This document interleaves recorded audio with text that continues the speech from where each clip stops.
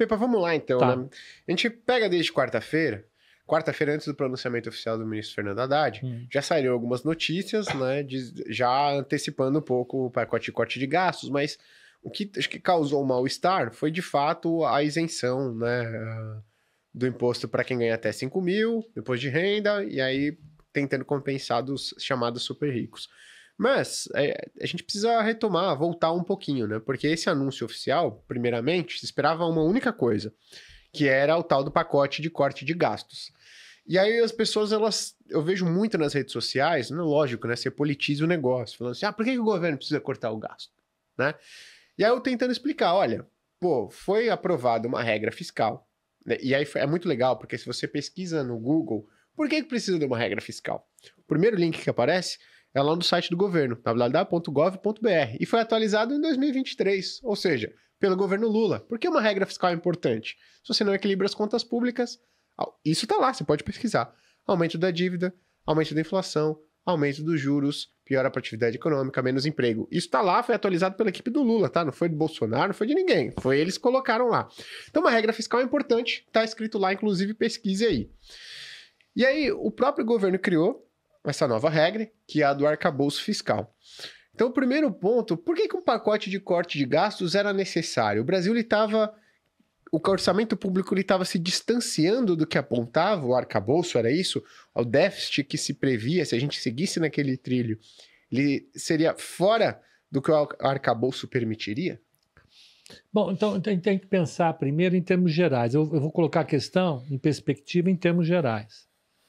O governo tem uma dívida de 8,7, 8,8 trilhões de reais.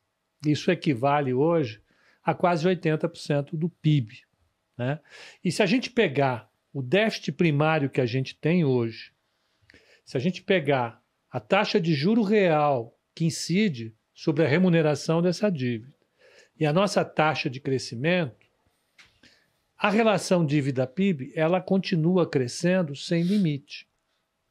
Ela vai atingir 90% do PIB daqui a 2 anos. É uma coisa rápida de acontecer.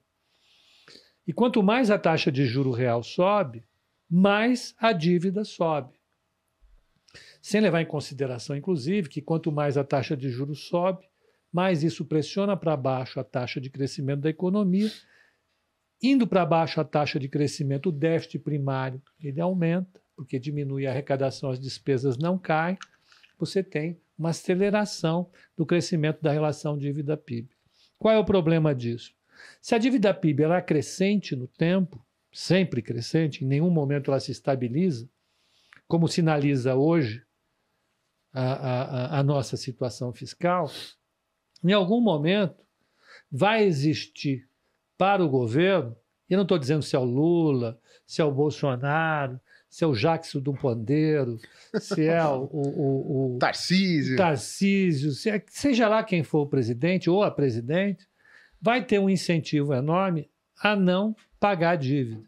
Por quê? Porque uma parte importante do orçamento público vai ser consumido para pagamento do serviço da dívida, não é nem do principal, é do serviço da dívida. A gente chama isso de situação Ponzi, né, no qual a empresa tem que se endividar para pagar o juro da sua dívida. Né? É uma situação insustentável. Nesse caso, existe um incentivo enorme ao governante de renegociar a dívida, a fazer uma recuperação judicial sem juízo da sua dívida. Fazer por dois caminhos. Um pode ser oferecendo um desconto sobre o valor principal da dívida, o outro só pode ser sobre por meio de inflação. Ele monetiza a dívida faz a inflação explodir, o valor real da dívida cai, ele tem um ajuste. Então, a dívida que era 90%, 95%, 96%, 97% do PIB, ela desaba e isso torna de novo o ciclo para recomeçar. Toda vez que você tem um ajuste dessa maneira, é claro que isso vai tornar a vida do país mais difícil posteriormente. O Brasil teve um calote da dívida externa em 87, a gente paga juro adicional até hoje por conta desse pecado capital que foi cometido. Por isso que é importante a questão da dívida. Né? Nós não estamos discutindo aqui se a gente gosta ou não de pobre, se a gente quer a desgraça do rico ou a benesse do pobre. Não é nada disso. Um país precisa ter uma relação dívida-PIB que seja entendida no tempo como viável. Uma relação dívida-PIB crescente é inviável. E a nossa relação dívida-PIB hoje, com esse cenário que a gente tem, é inviável. É só por isso que você precisa de uma reforma, de um ajuste fiscal, né? Os economistas que estão sugerindo isso, a maioria deles, nós não estamos discutindo se são libertários, se são keynesianos, se é Hayek, se é Keynes. Essa discussão que ferve na rede, ela não está presente nessa discussão em particular. A questão do ajuste fiscal, ela se mostra hoje como uma necessidade por conta da trajetória da relação dívida-PIB. Como fazer esse ajuste, é claro que é difícil. Né? É claro que é uma discussão dolorida, é uma discussão intensa, porque a sociedade ela é heterogênea e o ajuste fiscal ele incide sobre cada parte da sociedade de maneira diferente. Há sempre alguém que ganha, há sempre alguém que perca. Né? E isso traz repercussões políticas. Por isso é uma discussão tão dura, tão difícil de ser feita. Né? Então, a primeira coisa, é necessário fazer. Eu acho que o governo precisava se instrumentalizar melhor para fazer essa discussão. Ele não soube fazer.